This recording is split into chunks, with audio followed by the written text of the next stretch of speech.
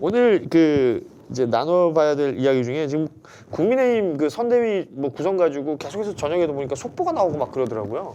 그게 이상한 일이 벌어지고 네. 있는데요. 사실 김종인이라는 어르신이 국민의힘 선대위에 결합하고 안 하고가 무슨 국민적 관심사입니까? 그러게 말이죠. 이게 먹고 네. 사는 문제입니까? 뭡니까? 오직 관심이 있는 게 기자들하고 언론이에요. 이게 묘할 정도로 기사량이 많아요. 아니 그게 뭐냐면 지금 안달복달이 되나 봐요. 언론들이. 김종인 위원장이 만약에 결합하지 않으면 이건 폭망하는 거 아니야? 국민의힘? 그런 생각을 하나 봐요. 그래서 구세주 김종인 거의 이런 분위기예요. 근데 그게 무슨 민생의 관계가 있습니까? 정말 이상한 거지. 아니, 그러니까 이게 여기는 보니까 이제 김종인 전 위원장 사무실이 광화문 쪽인데 여기는 아예 마크맨이 있더라고요. 언론사들마다. 그게 언론이 계속 유지해주는 일종의 언론이 유지해주는 네이밍, 권력, 브랜드라고 저는 생각합니다. 냉정하게 말하면 그냥 지금 현재는 평당원 아닙니까? 당원인가요? 네, 당원이긴 한 것 같더라고요. 네, 뭐. 그리고 이럴 정도인가 싶은데 그래서 어떻게 될 거로 보세요? 만약에 김병준 위원장이 특별위원장으로 물러나지 않고 물러나지 않고 네. 그냥 김종인 위원장이 결합하면 그거는 카노사의 굴욕이죠. 예, 짜르의 굴욕이죠. 정말 죄송한 말씀이지만 짜르의 굴욕이고요. 그냥 거의 무장 해제 당하고 들어가는 것과 같죠. 어제 방송 많이 하셨겠지만 이제 이 이야기는 이제 전두환 사망 이 건을 두고 이게 대선판에 어떤 영향을 줄 것이냐 이런 식의 이야기를 하는 사람들도 있고 하는데 어제 아침에 일단은 속보가 나왔던 거기 때문에 어제 그 뉴스 접하시고는 어떠셨습니까? 일단 저는 전두환이 망친 인생 중에 한 명이죠. 제가 전두환 물러가라고 했다고 물론 그 표현이 셌어요. 그때 쓰던 표현이니까. 이게 단순히 그냥 물러가라는 아니었겠군요. 그러니까 반일, 반일. 예. 그때 역사 교과서 왜곡, 일본의 역사 교과서 교과서 왜곡에 대한 전두환 정권의 말하자면 그 미온적인 태도를 비판하면서 제가 플래카드가 반일 파쇼타도였으니까 그건 셌지만 그게 물러가라는 소리죠. 그게 제가 파쇼타도라고 총을 쏠 수 있습니까? 사실 틀린 말도 아닌 것 같은데 제가 보기에. 네, 그랬어요. 그래서 그랬다고 뭘 그렇게 잡아 가두고 인생 앞을 가로막고 그럽니까? 그때 엄청나게 많은 사람들이 그런 일을 겪었거든요. 그러니까 저로서는 그 사람은 950억의 추징금을 남기고 사과와 반성도 없이 떠났구나. 끝까지 책임을 인정하지 않았구나. 이런 생각이 들었죠. 그리고 저렇게 죽으면 한 줌 흙이 되는데 그렇게 탄압하고 싶었을까? 그렇게 권력을 찬탈하고 싶었을까? 거기는 아주 부인도 공영방송에 공공연히 나왔고요. 부인 권력도 어마어마했거든요. 그렇죠. 그래서 저는 한 시대가 마감이 돼야 되는데 여전히 광주 학살 발포 명령자는 밝혀지지 않았고 헬기 사격에 대해서도 밝혀지지 않아서 한 시대를 마무리하고 싶은데 시대가 마무리되지 않게 만들고 저렇게 가는구나 이런 느낌이었습니다.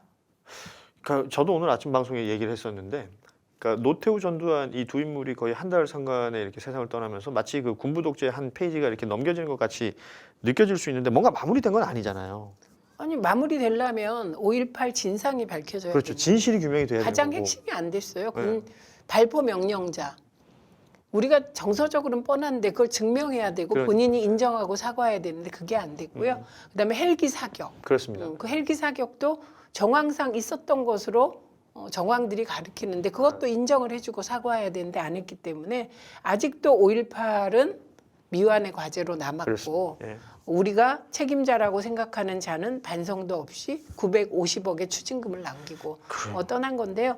김종인 위원장이 제가 알기에는 국보위 참여하지 않았던가? 맞아요. 국보위 경력이 있고 민정당 출신의 의원이기도 했고요. 네, 국보위 참여한 김종인 위원장이 그렇게 아쉬울까요? 그래서 제가 이것과 관련하여 화면 보내드린 거 있거든요. 그거 띄워주실 수 있을까요? 2개 보내드렸는데 네.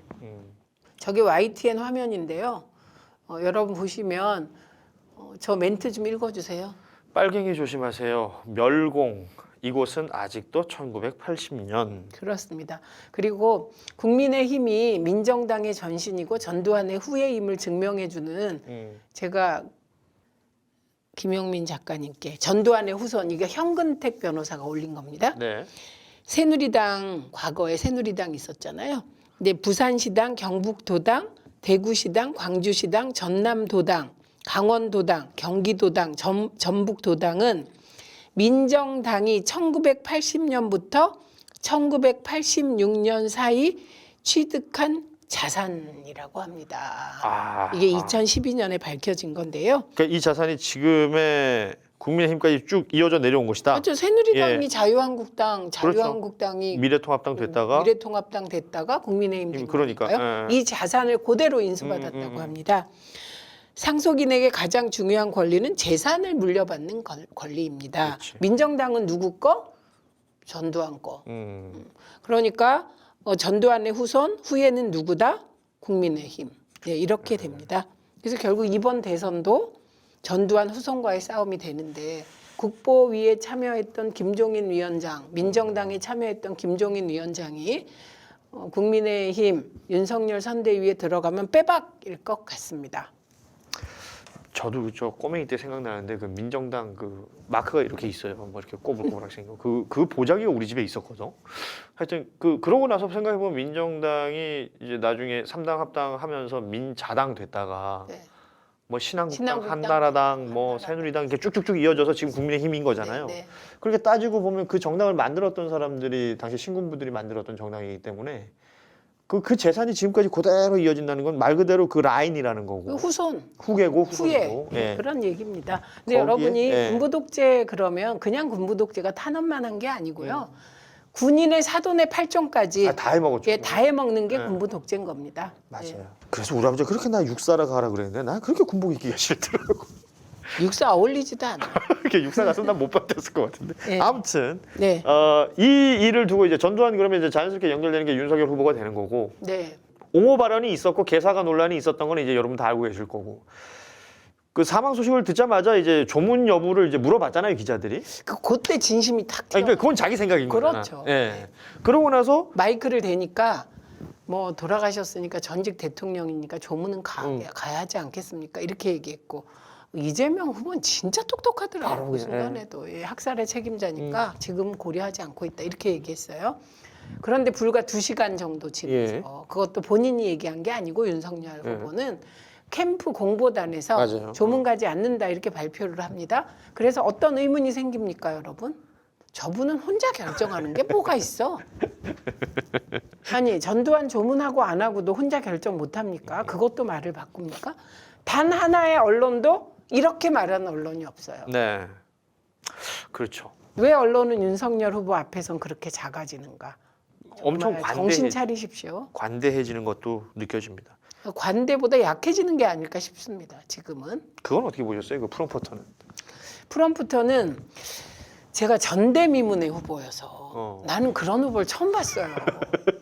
예. 만약에 예. 고현준 앵커와 제가 진행자와 제가 지금부터 10초만 입 다물고 있어도 무진장 길죠. 예. 엄청 깁니다. 그래서 제가 이걸 실험을 해봤어요. 새날에서. 예. 아 진짜로? 10초를 못해요. 그래서 제가 여기서도 말씀드렸는데 일반 라디오 방송에서는 4초의 묵음이 나가면 블랭크라 그래서 방송사에서 그냥 사이렌이 울려요. 그게 방송 사고라고. 4초만 해도 엄청 긴 거거든요. 예, 그런데 저는 그 관련하여 이 사람이 1분 30초 동안 무슨 생각을 했을까가 그렇게 궁금하더라고. 하여튼 그건 계속 영상을 우리가 계속 나가는 거 봤잖아요. 계속 서서 그냥 고개만 덜렁덜렁거리고 있어요. 이렇게 예. 있고 입 이렇게 하고 예, 그렇게 예. 했잖아요. 그랬을 때 무슨 생각을 했을까? 되게 사람이 입을 앙 다물 때 무슨 생각합니까? 이렇게 할 때 내가 누군가 가만두지 않겠어 이거잖아요. 그래서 그 머릿속에 그런 생각이 들어있었을 것 같아. 도대체 이게 무슨 일이야? 이거 누구를 조사해야 답이 나오지? 누구를 연행해야 돼? 갑자기 제가 그린 만평이 생각나. 저 페북에서 봤어요. 그건 너무 잘 그렸어요. 압색을 들어가야 되나? 그렇지. 누구를 영장을 압색해야 쳐야 되나? 뭐 이런 생각을 하고 있지 그런데 않았을까? 보니까 TV조선이야. 우리 편이야? 우리 편이 왜 이래? 그럼 단순 실수인가 머리가 복잡했을 것 같아요. 그래서 어떤 논리로 어거지로 옹호 하나 봤더니 역시 네. 기술적 실수다 이렇게 그러니까, 나오더라고. 근데 여러분 이런 거 속으시면 안 됩니다.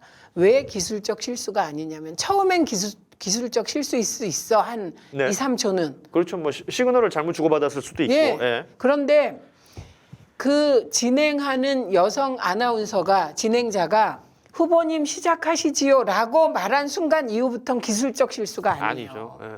그때부터는 이건 자기가 뭔가 해야 되는 거예요. 그럼요. 그러니까 여러분 한번 생각해 보세요. 지금 갑자기 우리가 이렇게 있는데 화면이 꺼졌어. 그러면 제가 그걸 쳐다보고 가만히 켜질 있겠습니다. 때까지 네. 기다리겠습니까? 제가 어떻게 하겠습니까? 고현준 앵커님 화면이 꺼졌어요. 그럼요. 그리고 제가 PD님 화면이 꺼졌어요. 이러지 않습니까? 그러니까 최소한 윤석열 후보는 프롬프트가 안 나옵니다. 이 말도 못해. 그러니까 이 판단력은 뭐야? 돌발 상황이 벌어졌으면 네? 돌발 상황에 대한 대처 능력이잖아요. 네, 가만히 있어. 어.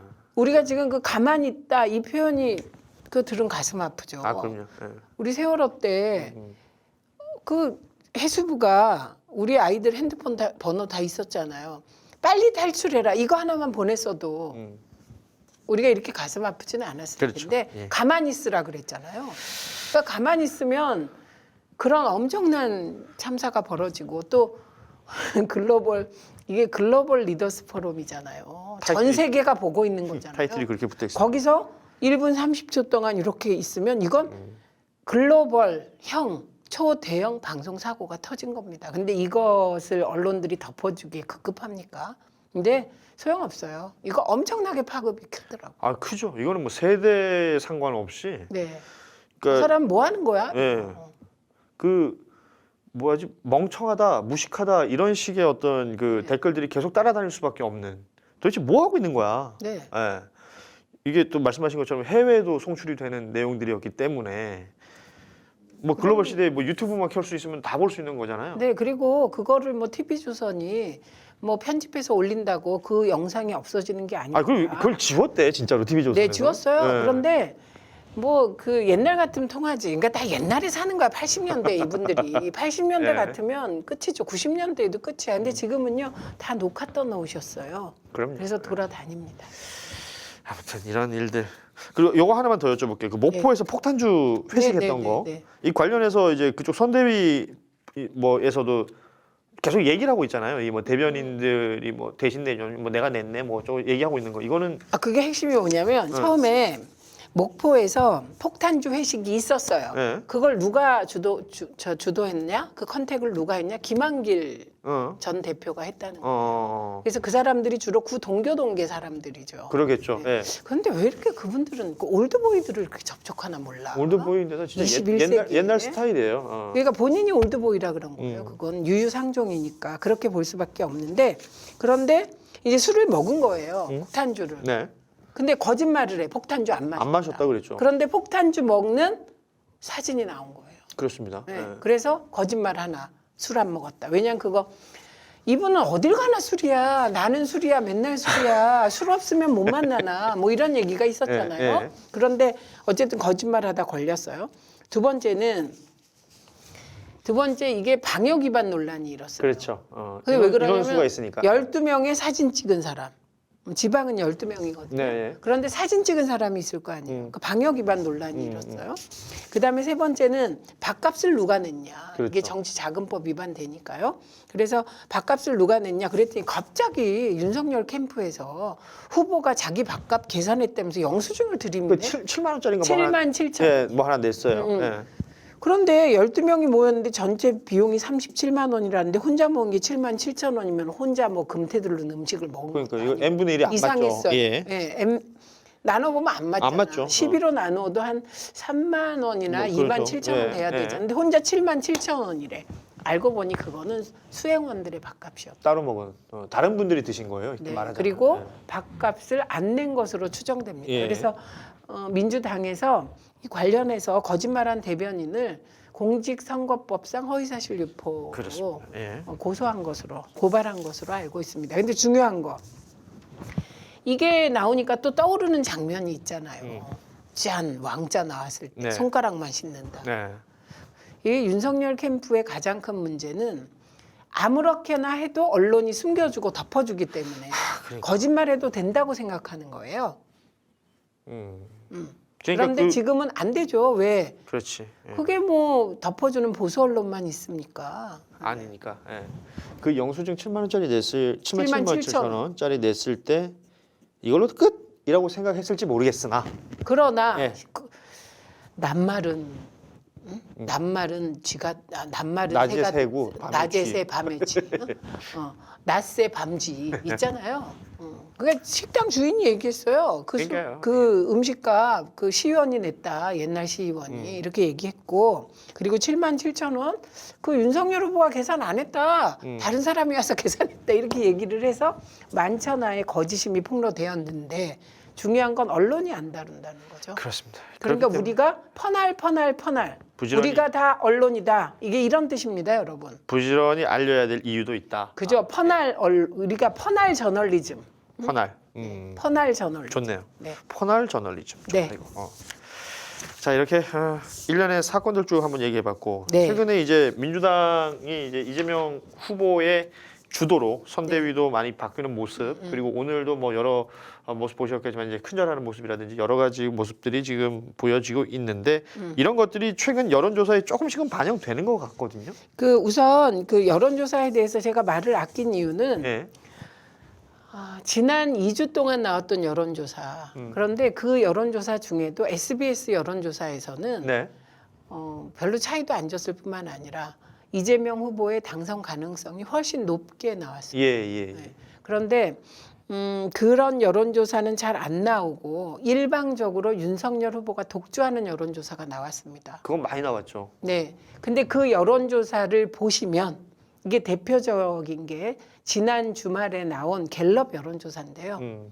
그거 박시영 대표가 설명을 했을 수도 있는데 박시영 대표 되게 보수적으로 설명을 해요 요새. 그렇죠. 경각심을 불러일으키려고 우리들의. 근데 그거 보시면 저는 윤석열이 후보가 한 10% 뭐 17%까지 앞서는. 11% 벌어져 있었어요. 지난주 금요일 갤럽 조사 이게 아마 금요일이고 예. 그 전에 17% 17%도 있었죠. 그 전에도 그런 것들을 보면 유선 15%예요. 유선으로. 유선이 14에서 16%야. 그런데 요새 유선 전화가 어디 있습니까? 그리고 이 유선으로 하는 전화번호를 가지고 할 때 대개 보면 오전 9시 반에서 10시 반인가 뭐 그런 정도에 해요. 그럼 그때 오전에. 누가 집에 있습니까? 어르신들이 계신다. 어르신들밖에 없어요. 그리고 유선 전화를 받을 수 있는 공간에 예. 네, 그거가 있고 그다음에 두 번째는 이게 ARS냐 뭐냐에 따라 달라요. 네. ARS라도 안심번호냐 아니면 자신들이 추출한 거냐 그러냐, 이거에 따라 예. 달라요. 그래서 보정 방식 요것도 문제가 있는 거고요. 전화 면접이냐 ARS냐 그렇죠. 그 차이는 뭐 많이 말씀드렸고. 예. 그다음에 모집단이 응답 비율이 예. 요거 기본을 설명드리고 그다음에 오늘 여론조사 네네네. 들어갈게요. 그 모집단이 갤럽에서 응답한 숫자를 보면 민주당 지지자와 국민의힘 지지자의 숫자 차이가 거의 110명이 납니다. 그러니까 모집단 자체가 네. 민주당 지지자는 296명인가 그랬고요. 국민의힘 지지자는 406명이었어요. 그러니까 110명이 차이가 납니다. 그러면 유선 14%에다가 국민의힘이 110명 많은 여론조사하면 그건 한 15% 차이 나야 정상이었다. 그렇죠. 절대치가 확 달라지는 거니까. 네. 근데 거꾸로 MBS 조사 나왔었잖아요. 0.5 이렇게 막 확 붙은. 보통 목요일에 이렇게 네 군데서 함께하는 여론조사 예, 근데 있죠? 그 조사는 안심번호 100% 전화 면접이에요. 100%에. 그리고 응답자를 보면 국민의힘과 민주당 지지자의 비율이 한 뭐 대여섯 명밖에 차이가 비슷하다. 안 나요. 네, 그렇게 나옵니다. 그래서 오늘 나온 여론조사 중에 여러 여론조사가 나왔거든요. 그런데 갤럽 여론조사가 나왔어요. 그래요. 그래서 그거 관련하여 화면 한번 볼까요? 저희가 요거 이제 머니투데이 이미지를 지금 갖고 왔는데 갤럽에서 여론조사 한 거고요. 지금 보시면 네. 알겠지만 18세 이상 남녀 1,011명이고 11월 22일, 23일 조사됐던 내용이고요. 95% 오차 범위에서 플러스 마이너스 3.1% 포인트 오차 범위가 있습니다. 예. 그래서 지금 이재명 후보가 37.1%, 예. 윤석열 후보가 38.4%입니다. 그러니까 차이가 1.3%밖에 안 돼요. 네. 주세요. 정당 지지도 한번 볼게요. 예. 민주당이 33.2 그리고 국민의힘이 36.8 국민의당이 2.9 정의당 3.9 열린민주당도 3.9 그리고 이제 나머지 정당들 0.1 있어요. 예. 네, 그래서 이것도 차이가 굉장히 줄어든 겁니다. 좁혀졌다는 거죠. 네, 좁혀졌습니다. 그리고 다음 화면 보여주시죠. 대통령 직무수행 평가입니다. 네. 긍정 잘하고 있다가 39.8, 잘 못하고 있다 부정이 56.3.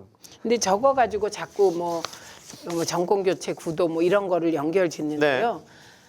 이렇게 집권 마지막 이제 겨우 100일 남은 대통령의 지지율이 40% 되는 거는 전대미문의 그럼요. 일입니다.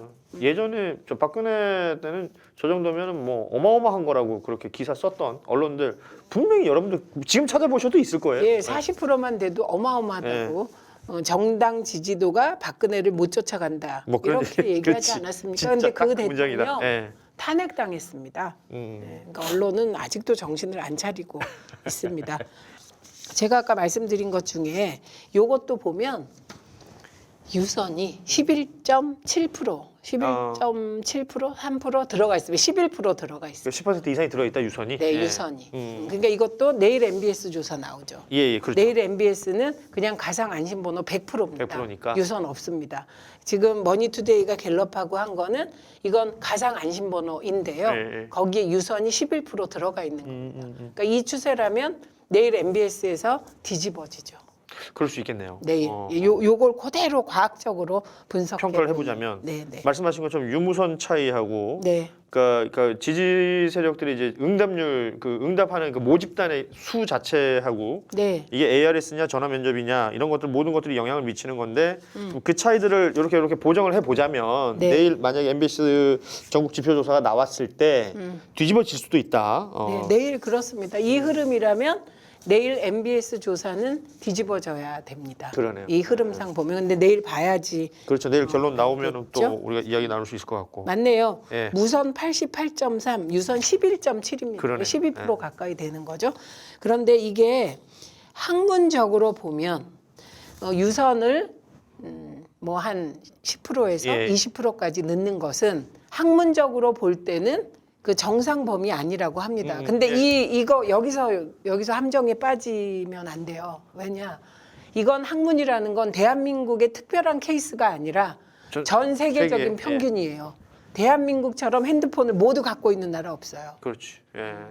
그리고 우리나라처럼 이렇게 세대가 그냥 극명하게 차이 나는 나라 없어요. 그렇습니다. 세대별로 정당 지지도가 지지가 이렇게까지 차이 나는 나라 없어요. 그렇기 때문에 그런 일반적인 이론만으로는 이론만 적용시키면 곤란하다. 이 말씀 드립니다. 그리고 지지율과 관련하여 말씀드린 것은 대선까지 가는데 앞으로 몇 번 지지율은 출렁일 거다. 예. 다만 이재명 후보는 악재가 거의 다 반영됐고 예. 윤석열 후보는 이제 악재가 반영될 게 좀 더 많이 있다. 그래서 저는 12월 출렁이다가 1월 10일 전후해서 그때쯤 흐름이 잡히지 않을까 생각합니다. 그러니까 그때까지 출렁일 때마다 너무 가슴 졸이지 마시고요. 이 세상에는 대선에는 되게 세 가지입니다. 선거가 별겁니까? 예. 첫째 후보. 예. 후보, 그러니까 제가 상품이 얼마나 좋으냐, 그렇죠. 자본주의 예. 사회니까. 두 번째는 지지자들이 얼마나 열성적으로 움직이냐. 세 번째가 당이 얼마나 조직적으로 뒷받침하냐, 요겁니다. 그런데 보십시오. 제가 보니까 이재명 후보는 좋은 상품이야. 아주 네, 굿 퀄리티. 네네. 예, 저는 제 이거 고백하면 이재명 후보가 나 싫어할 수도 있는데 저 별로 안 좋아했거든요. 예전에. 예전에 2018년에도 네. 경기도지사로 우리 후보였기 때문에 이제 선거운동 하면서도 좀 찝찝한 데도 있고 그랬어요. 저도 그 잘못된 마타도에 좀 일부 세뇌돼 있었거든요. 예. 근데 요새 하는 거 보면 볼수록 그 이재명 후보는 진짜 좋은 상품이다. 민주당으로서는 로또 후보 맞은 거예요. 왜냐하면 이분이요 2018년 이후에 그 2018년 이전에는 이명박 박근혜한테 당해. 그렇죠. 그걸 다 뚫고 혼자 살아. 2018년 이후에는 민주당 일부가 탈당시키자 그랬어요. 유력자가. 기억하실 거예요. 대표 후보 나온 사람이 탈당시키자고. 근데 또 그거를 막는 분들이 있었죠. 네. 민주적 절차에 어긋난다고. 그래서 이거는 그 국힘 쪽에서도 탄압받고 민주당 주류 일부로부터도 탄압받으면서 그걸 다 뚫고 혼자 지금까지 살아온 사람이에요. 예. 그런 데다가 콘텐츠도 어마어마한 거예요. 그렇죠. 지자체장, 그러니까 기초단체, 광역단체 하면서 뭐 보여주었던 성과로 계속해서 모든 그 위기랄까요? 이런 걸 넘어왔다는 건 이제 뭐 다 우리가 알고 있는 한마디로 것이고. 유능한 진보, 성과낸 진보, 그리고 맷집 두둑한 진보 이게 중요해. 민주당 대권 후보는 맷집이 좋아야 돼요. 오랜 시간 참 많이 뭐 잠펀치, 굵은 펀치 많이 맞았던 또 후보이기도 별의별 펀치를 예, 다 맞아서 합니다. 예. 예, 그래서 상품 매우 좋아요. 음. 그다음에 지지자들이 이 갤럽 여론조사가 이렇게 지금 1.3%로 딱 좁혀지고 붙어 있습니다. KSOI가 0.5%로 좁혀진 이유가 뭐냐? 주변에 물어보세요. 여론조사 다 받고 계세요. 일부만 남아 계세요. 민주당 지지층의 결집도가 높아졌다. 네, 이거 네. 분석에도 나오거든요. 그렇죠. 예. 그러니까 지지자들이 움직이면 판을 바꾸는 거예요. 그리고 제가 오늘도 어떤 지지자들의 댓글을 보고 저 혼자 가슴이 뭉클했는데 네. 그 내용이 뭐냐면 이재명 후보의 이런저런 문제, 그 사실 아닌 것들 예. 혹은 본인이 잘못한 것들 그런 것들을 사람들이 잘못 알고 있더래요. 그래서 애가 고3이라 시험을 보고 엄마들하고 커피 마시잖아요. 그럼 그 엄마들한테 이걸 정말 이런 박시영 TV나 새날이나 이런 거 보고 콘텐츠를 정리해갖고 그걸 가지고 설득을 했다는 거예요. 엄청나시네요. 예. 그렇게 움직이고 계십니다. 대단하다. 이런 지지자들이 있습니다. 이제 남은 건 민주당만 뛰면 된다. 자, 그렇다면 지금 민주당은 잘 하고 있는 것인가? 하게 되겠죠. 예, 왜냐하면 오늘 왜 저기 뭐 직책들 그 대표가 임명했던 직책들은 다 오늘 다 정무직이라고 사의를, 예, 하죠. 정무직들 다 사의를 표한 것 같아요. 네, 그거는 보세요. 국힘은 권성동 한기호 의원이 사무총장인데 예. 이준석 임명. 그런데 그 사람 내보내는데 얼마나 갈등이 많았습니까? 그렇죠. 뭐 그런데 그건 결국은 윤석열 후보가 왕이다. 그래서 권성동 안 친 거 아닙니까? 네. 권성동 의원을. 그런데 민주당은 자발적으로 내가 민주당의 혁신을 위해 내놓겠다. 그래서 예. 다 내놨어요. 그 핵심이 뭐냐면 정책위 의장, 사무총장, 대변인이 핵심이거든요. 그렇죠. 다 내놨어요. 다 내놨어요. 그 이하 당직도 다 내놨습니다. 그러니까 당이 이렇게 헌신하면 되는 거예요. 그럼 보세요. 삼박자 트리오가 갖춰지면 네. 삼위일체 천하무적이죠. 그러니까 여론 출렁이는데 너무 끄달리실 필요 없다. 이런 준비가 되어 있고 지피지기면 100점 100승인데 저쪽 잘 알지 않습니까? 저기는 지금 국민의힘 잠시 얘기해드리면 저 선대위 지금 보도 나오는 내용들로만 보면 조직본부장이 이게 주호영, 직능을 김성태 전 의원, 네. 예. 그리고 정책이 원희룡, 당무지원이 권성동, 총괄특보의 권영세. 뭐 완전 친박. 예. 지금 이런데 여기 되게 이게 맞는 건지 아니면 제가 뭐 잘못 본 건지 모르겠는데 홍보 담당을 또 이준석 대표가 한다. 미디어 홍보. 그 미디어 홍보. 이 세상에 당 대표가 미디어 홍보 맡고 그러니까 이건- 사무총장을 놓는 건 처음 봤습니다. 이거 희한한 구조가 되는 것 같은데 이렇게 되면 네.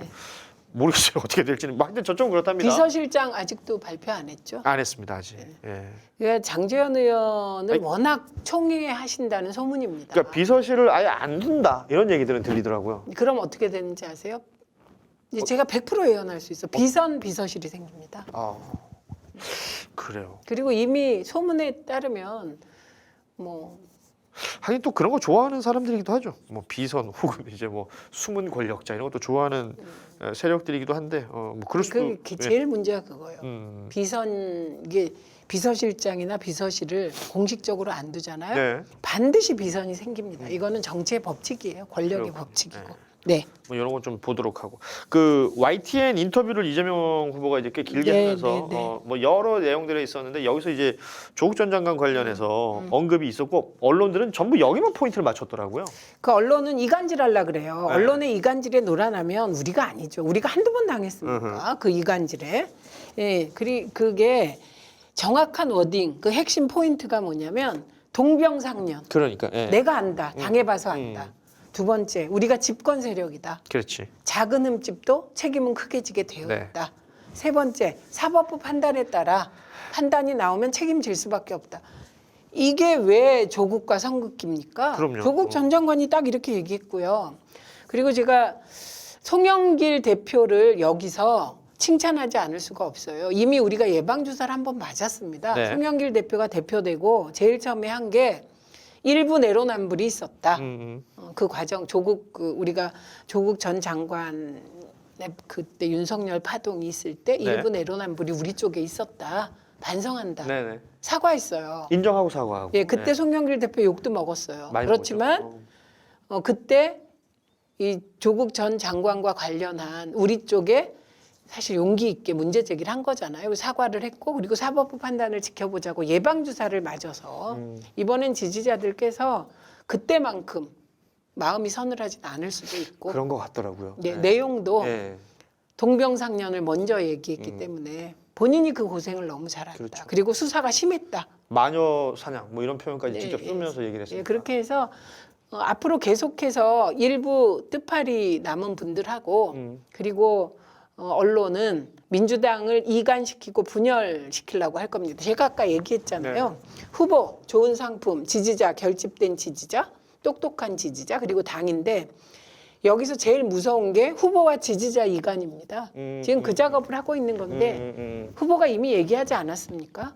예, 제가 조금 이기기 위해서 좀 오른쪽으로 가도 이해해 주시리라고 믿습니다. 그러니까요. 이렇게 얘기했습니다. 당과 지지자들에게 뭐 호소했던 부분도 분명히 기억들 하고 계실 것 같고, 그러니까 어떤 형태로든 저는 아까 말씀해주신 것 중에 그러니까 이재명 후보가 했던 얘기 중에 제일 인상적이었던 게 저는 그 광주 5.18을 본인이 그동안 이제 자기가 살았던 지역에서 계속해서 언론에서 봤을 때는 자기 스스로도 광주 시민들을 폭도라고 불렀던 적이 있다는 거 아니에요. 네. 그만큼 이제 잘못된 정보를 가지고 내가 세뇌당하는 게 얼마나 위험한 건지 알고 그 광주의 진실을 알고 본인이 시민사회 운동을 시작했고 인권 변호사가 됐다라는 거 아닙니까?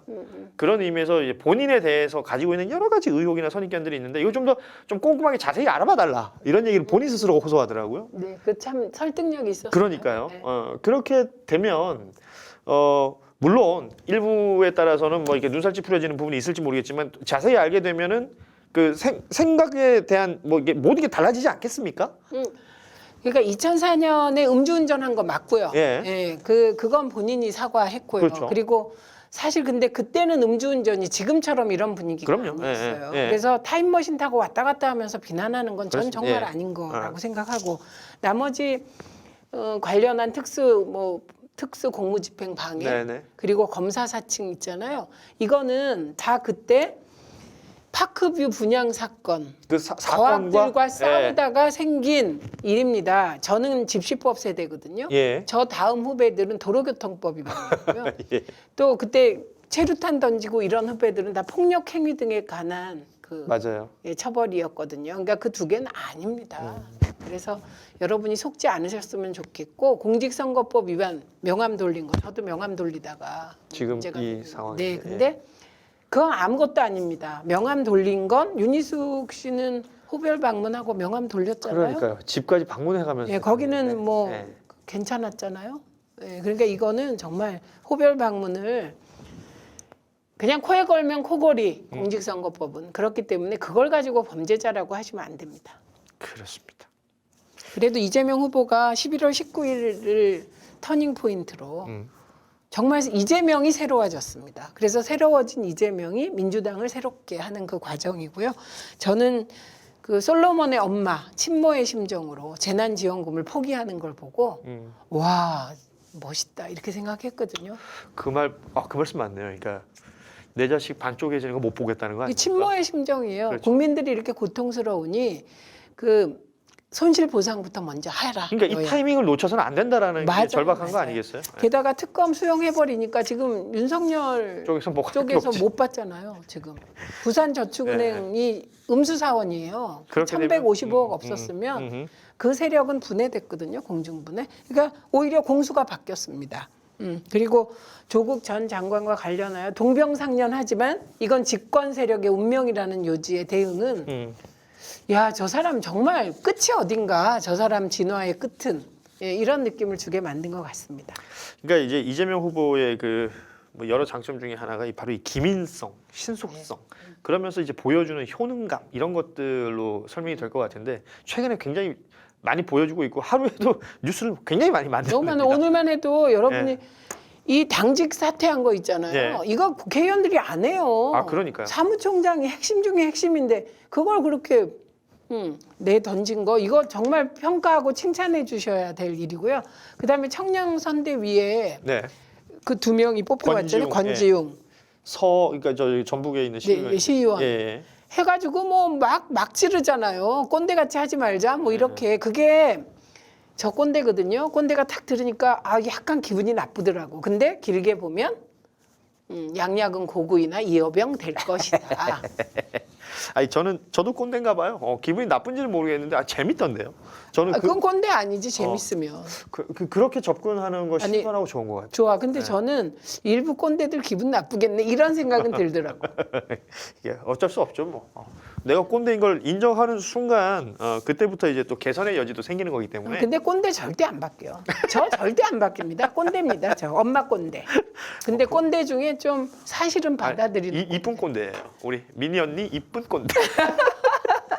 자, 오늘 우리 최민희 의원님하고 나눴던 시간은 이렇게 마무리하면 좋을 것 같고 2부에 슈퍼챗 보내주신 분들 있으면 좀 소개를 해드리면서 인사 나누면 좋을 것 같습니다. 네. 예. 강물민경님, 김혜영님, 함진수님, 성공인생님, 일루아님, 그리고 던건님, 그리고 레몬트리님, 인케이님, 용희님 여러분들이 우리 2부 최민희 의원과 함께하는 동안 슈퍼챗 보내주셨습니다. 네. 오늘도 말씀 고맙고요. 이제 어디 고생이 가시? 많으세요. 별 말씀. 이제 더룸 갑니다. 잘렸다가 저 다시 살아났어요. 그러면 양지열, 박지훈 체제도 네, 들어가시고요? 거기에 저를 불러요. 저는 잘렸는 줄 알아요. 지금 보면 나만 잘린 것 같은 느낌이 약간 들거든요. 아니야, 많이 잘렸어. 그래요? 알겠습니다. 그럼 잘 다녀오십시오. 고맙습니다. 네, 최민희 의원님이셨습니다. 고맙습니다.